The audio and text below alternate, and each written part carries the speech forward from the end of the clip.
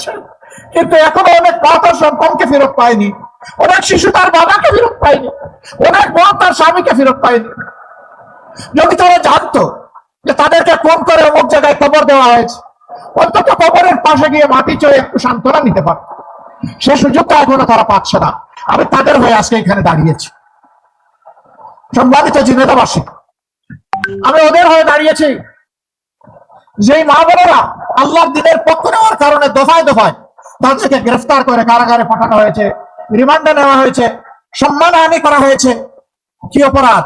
অপরাধ আর কিছু না, ওমা নাকামু মিনহুম ইল্লা আইয়ুমিনু বিল্লাহিল আজিজিল হামিদ। তারা আল্লাহ তাআলাকে রব মেনে নিয়ে তাকে সবচেয়ে মহাপরাক্রমশালী শক্তিশালী বলেছিল, আর বলেছিল আমরা কোনো মানুষের প্রশংসা করি না, আমরা প্রশংসা করি কেবল আল্লাহ রাব্বুল আলামিনের।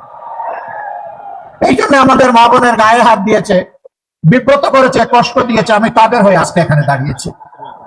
আমি ওই সমস্ত 18 কোটি মানুষের হয়ে এখানে দাঁড়িয়েছি সিন্ডিকেট করে, যাদের পকেট থেকে জোর করে টাকা নেওয়া হয়েছে, চাঁদাবাজি করে যাদেরকে কষ্ট দেওয়া হয়েছে, রিমান্ডে নিয়ে নির্যাতন করে মোবাইল ওপেন করে দিয়ে বলেছে তোর মাকে বল, তোর বাবাকে বল টাকা নিয়ে আসতে। আমি সেই মজলুম মানুষগুলোর পক্ষে এখানে দাঁড়িয়েছি।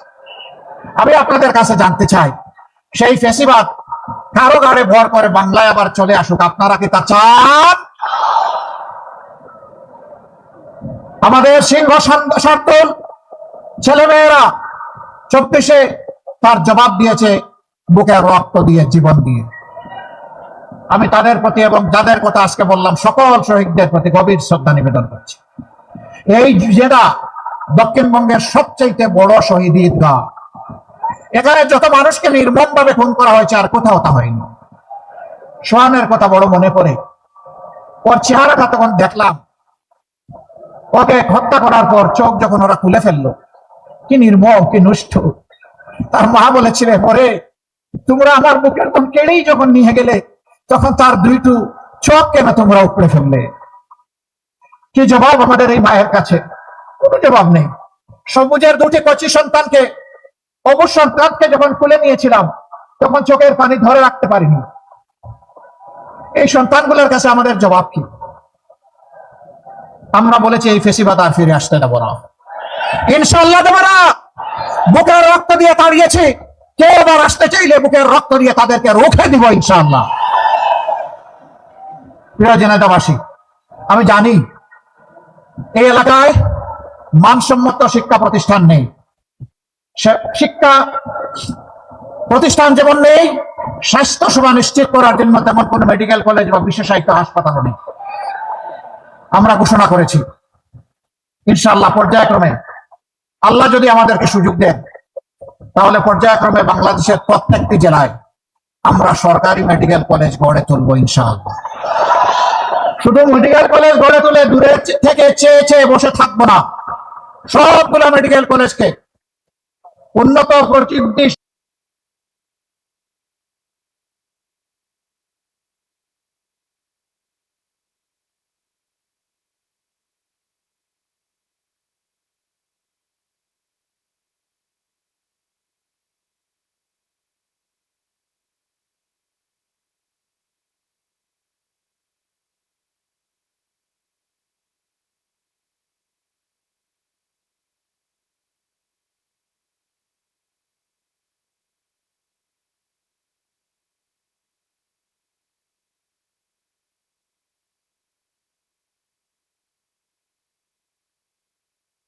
সমৃদ্ধ করে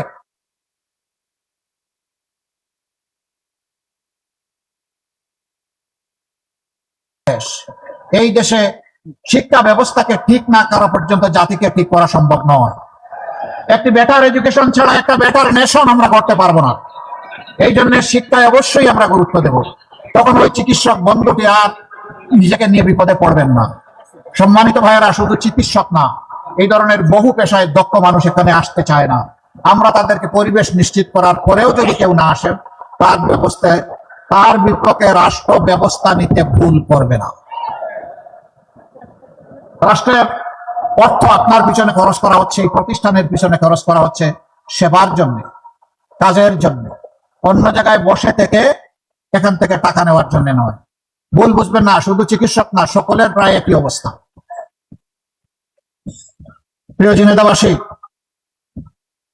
এই জেলার যোগাযোগ ব্যবস্থা আলহামদুলিল্লাহ যতটুকু আছে, কিন্তু আরো বহু করা প্রয়োজন রয়েছে। এখান থেকে যদি পাশের জেলা যশোরে যেতে চান, কোন রোগী নিয়ে হয়তো সেখানে আপনি মুভ করতে চান, সেখানে একটা মেডিকেল কলেজ আছে, আর উন্নত কিছু চিকিৎসা প্রতিষ্ঠান আছে, স্বাস্থ্য সেবা প্রতিষ্ঠান আছে।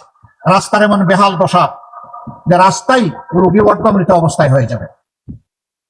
কেন? এই এলাকার কি কোনো মা বাবা নাই? সরকারের কি দুইটা চোখ নাই? সরকারের কি ম্যান পাওয়ার নাই? এইখানে কি পিডিবি, রোডস অ্যান্ড হাইওয়েজের লোকেরা নাই? তাহলে ভৌত এবং যোগাযোগ অবকাঠামো কেন তৈরি হচ্ছে না, কেন এটাকে রিপেয়ার করা হচ্ছে না? তার একটা মাত্র কারণ, রাষ্ট্রের টাকা চুরি করে লুটপাট করে রাষ্ট্রের তহবিলকে ধ্বংস করে ফেলা হয়েছে। আমরা আপনাদেরকে কথা দিচ্ছি, আল্লাহ যদি আপনাদের বুটে সমর্থনে আমাদেরকে সেই জায়গায় পৌঁছান, যারা আমাদের টাকা চুরি করেছে, জনগণের টাকা চুরি করেছে, ওদের পেটের ভিতরে হাত ঢুকাইয়া সেখান থেকে বের করা হবে ইনশাআল্লাহ। এটা দেশে হোক বিদেশে হোক, এটা বোধ হজমে হবে, এটা হজম করতে পারবে না ইনশাআল্লাহ। এটাকে ফেরত এনে রাষ্ট্রীয় কোষাগারে জমা দিয়ে দেশের এবং জনগণের খেদমতে এটাকে ইনশাআল্লাহ ব্যয় করা হবে।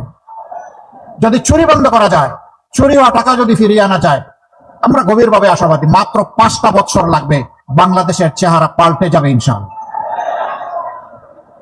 যারা যুবক বন্ধুরা আছো, তোমাদেরকে বলতে চাই, তোমাদেরকে আমরা কোনো বেকার ভাতা টাতা দেব না। বেকার ভাতা দিয়ে তোমাদেরকে আমরা অপমানিত করতে চাই না। আমাদের যুবকেরা কারো কাছে বেকার ভাতা চায় না। আমাদের যুবকেরা তাদের দক্ষতার যোগ্যতার স্বীকৃতি চায়, তারা হাতে হাতে কাজ চায়। আমরা কথা দিচ্ছি, তোমাদের প্রত্যেকের হাতে মর্যাদার কাজ তুলে দেবো ইনশাআল্লাহ। মা বোনদের কথা দিচ্ছি, 24-এ আপনারা জীবন বাজি রেখে ঢাকা সহ সারা বাংলাদেশে আপনাদের সন্তানদের সাথে রাস্তায় এসে লড়াই করেছেন। আমরা আপনাদের কাছে কৃতজ্ঞ। এমন বাংলাদেশ আমরা আপনাদের জন্য গড়ে তুলতে চাই। আপনাদের গৃহে, যাতায়াত অবস্থায়, চলাচলে এবং কর্মস্থলে 3 জায়গায় ইনশাআল্লাহ আমরা আপনাদের জন্য শতভাগ নিরাপত্তা এবং মর্যাদা নিশ্চিত করব। কোন জালিম আপনাদের দিকে চোখ তুলে তাকানোর সাহস করবে না। আর যদি কেউ করে, রাষ্ট্র তার চোখ কুপড়ে ফেলবে। আল্লাহ রাসূল বলেছিলেন, আল্লাহর দেওয়া হেদায়েতের ভিত্তিতে ও বিশ্ববাসী, আজকে তোমাদেরকে এমন একটি শাসন সমাজ ব্যবস্থা উপহার দিয়ে যাচ্ছে, সেনাত ইয়েমেনের সেনা থেকে 72,000 মাইল পর্যন্ত এই দীর্ঘ রাস্তা একজন তরুণী তম্বি যুবতী একাকী রাস্তা অতিক্রম করবে, আল্লাহ ছাড়া আর কাউকে ভয় করবে না। আমরা সেই দেশটি দেখতে চাই, তার জন্যই আমরা লড়ে যাচ্ছি। মা বোনরা আমাদের ইজ্জতের আবেগের ঠিকানা। আমরা প্রত্যেকে মা বোনদের গর্ভ থেকে এই দুনিয়ায় এসেছি। 285 দিন গর্ভে থেকে তাদেরকে কষ্ট দিয়েছি, দুনিয়ায় এসেও কষ্ট দিয়েছি, বুকের দুধ চুষে চুষে খেয়েছি, আর সেই বুকের উপরে পেশাব পায়খানা বমি করেছি।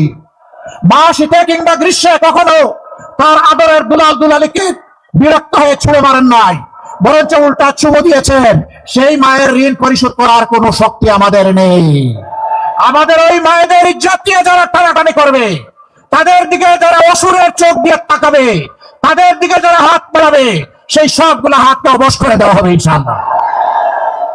আমরা যদি মায়ের সন্তান হয়ে থাকি, তাহলে মায়েদের ভাষায় ভাবেই আমাদেরকে দাঁড়াতে হবে। যেই জাতি তার মাদেরকে ইজ্জত দিতে জানে, রব্বুল ইজ্জত সেই জাতির ইজ্জতকে বাড়িয়ে দেন। আর যেই জাতি, যেই দল, যেই গোষ্ঠী মায়েদেরকে ইজ্জত দিতে জানে না, আল্লাহ তাদেরকে অপদস্থ করেন, বেইজ্জত করেন। আমরা এই ধরনের অপতৎপরতায় লিপ্ত যারা, তাদেরকে বলি, তোমাদের মাকে সম্মান করতে শিখো, তাহলে সমাজের মাদেরকে তোমরা সম্মান করতে পারবা। তোমরা যদি সমাজের মাদেরকে সম্মান না করো, আমরা ধরে নিব তোমরা তোমাদের মাকেও সম্মান করো না। প্রিয় ঝিনাইদহবাসী, আমরা যুদ্ধ ঘোষণা করেছি দুর্নীতির বিরুদ্ধে। আমরা 11টি দল এক হয়েছি দুর্নীতিকে লাল কার্ড দেখানোর জন্য। দুর্নীতি তোমাকে লাল কার্ড। ঝিনাইদহের মানুষ শিক্ষিত ভালো, এখানে কিন্তু চাঁদা চাঁদা কেউ নেয় না। এটাও নেয়, আগের চাইতে কম রেটে নেয়। হ্যাঁ, বিভিন্ন জায়গায় জিজ্ঞেস করেছি, কয়েছে রেট বাড়াই দিস। লজ্জা করে না? মানুষ খেটে কুটে রুজি করতে চায়, আর তোমরা গিয়ে সেই মানুষের উপর চাঁদা চাও। যদি তোমাদের পেটে ক্ষুধা থাকে, তোমাদের জন্য দুইটা সমাধান। একটা হলো ছেড়ে দাও, আল্লাহ আমাদেরকে যে রিজেক্ট দিয়েছেন তার থেকে তোমাদেরকে আমরা ন্যায্য অংশ দিয়ে দেব, মিলেমিশে হালাল রুজি খাবো। এটা যদি পছন্দ না হয়, রাস্তার পাশে গিয়ে ভিক্ষা করো, কিন্তু কারো কাছে চাঁদা চাইও না। ভিক্ষা করা হারাম নয়, চাঁদা চাওয়া হারাম। হারাম ছেড়ে দাও। এরপরে তোমাদের জন্য সুসংবাদ, আমরা এদেশের যুবকদের হাতে কাজ তুলে দিতে প্রতিশ্রুতিবদ্ধ। তোমরাও এদেশের যুবক, তোমাদেরকে আমরা সম্মানের কাজ তোমাদের হাতে তুলে দেব ইনশাআল্লাহ। সেদিন আমরা মিলেমিশে প্রিয় বাংলাদেশ গড়ব। তাই আমাদের স্লোগান হচ্ছে অনৈক্য নয়, বিভক্তি নয়, ঐক্যবদ্ধ বাংলাদেশ। আপনারা সেই বাংলাদেশের সাথে থাকবেন ইনশাআল্লাহ। সম্মানিত ভাইয়েরা,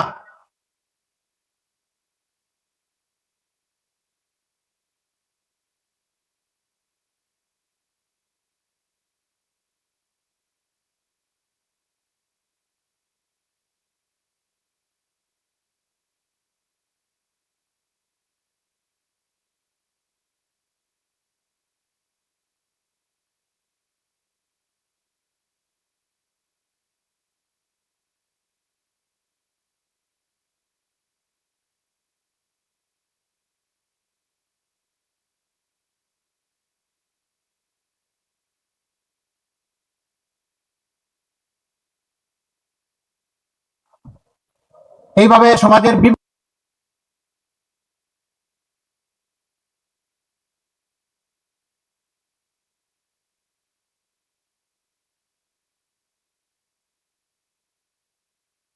করবো ইনশাআল্লাহ। এই পথে গরম বাতে বিলাই বেজার। তুমি যদি বেজার হও, মন খারাপ করো, ও বিড়াল, তোমার জন্য আমার করার কিছু নেই। আমরা এগিয়ে যাবো ইনশাআল্লাহ মুক্তির মঞ্জিলের দিকে। যতক্ষণ পর্যন্ত এই জাতির মুক্তি না হবে, আমাদের লড়াই অব্যাহত থাকবে।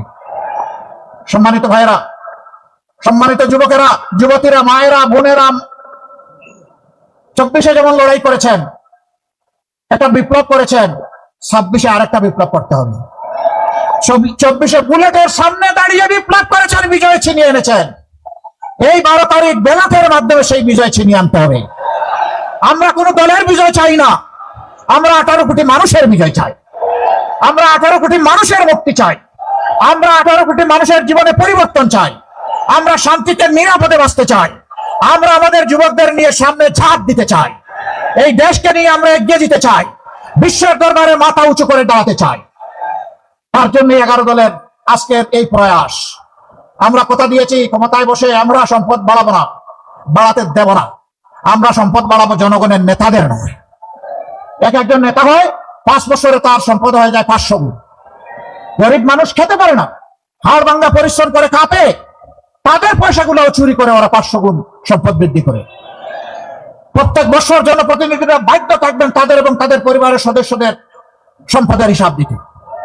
কড়ায় গন্ডায় আপনারা সেই হিসাব আদায় করে নেবেন, ছাড় দিবেন না। আপনার আগে এমন ছিল, এখন এটা হলো কেন? যদি যখন সেই রকম স্বাভাবিক কিছু। আর যদি দেখেন জায়গা আছে, এদের জন্য বুক পড়া দোয়া করবেন। নদীগুলো মরে গেছে, আপনারা পদ্মার ছোঁয়া পেয়েছেন। নদী মরা মানে